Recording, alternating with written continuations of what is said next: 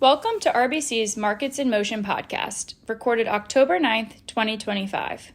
I'm Rachel Sideri, a member of the U.S. Equity Strategy Team at RBC Capital Markets, and I'm subbing in for Lori Calvasina. Please listen to the end of this podcast for important disclaimers. Today on the podcast, the results of our late September update of our Global Analyst Outlook Survey. We conduct this survey several times a year, pulling together the views of our equity analysts around the globe for the US, Europe, Canada, and Australia. So the big things you need to know. First, across all industries and regions, our analysts are constructive on performance over the next 6 to 12 months.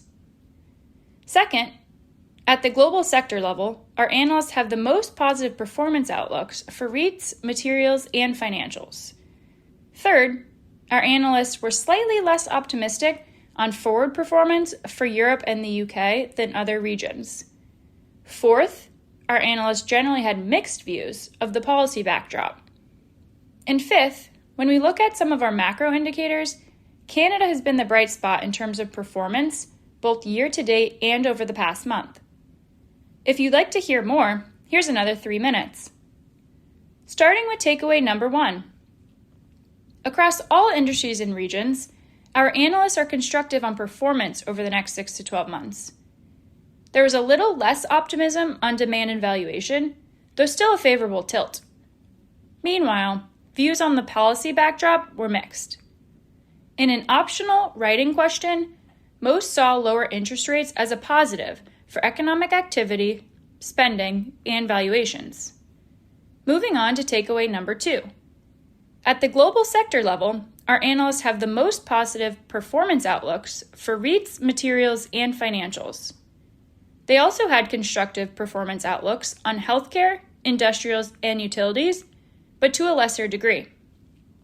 Performance outlooks are the least constructive for consumer discretionary and energy. There were some differences at the very top of the list by region. In the US, for example, the top 3 were financials, real estate, and materials. And in Europe, the top 2 were healthcare and industrials. Moving on to takeaway number 3. Our analysts were slightly less optimistic on forward performance for Europe and the UK than other regions.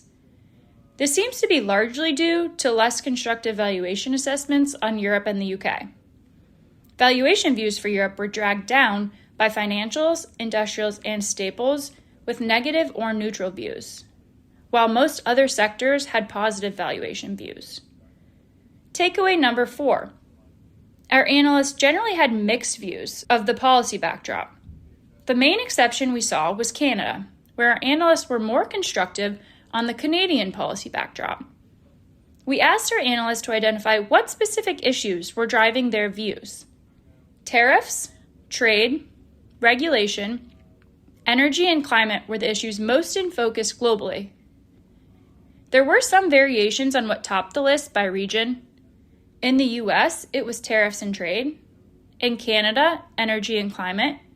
In Europe, it was regulation. And in Australia, energy and energy transition. And wrapping up with takeaway number 5.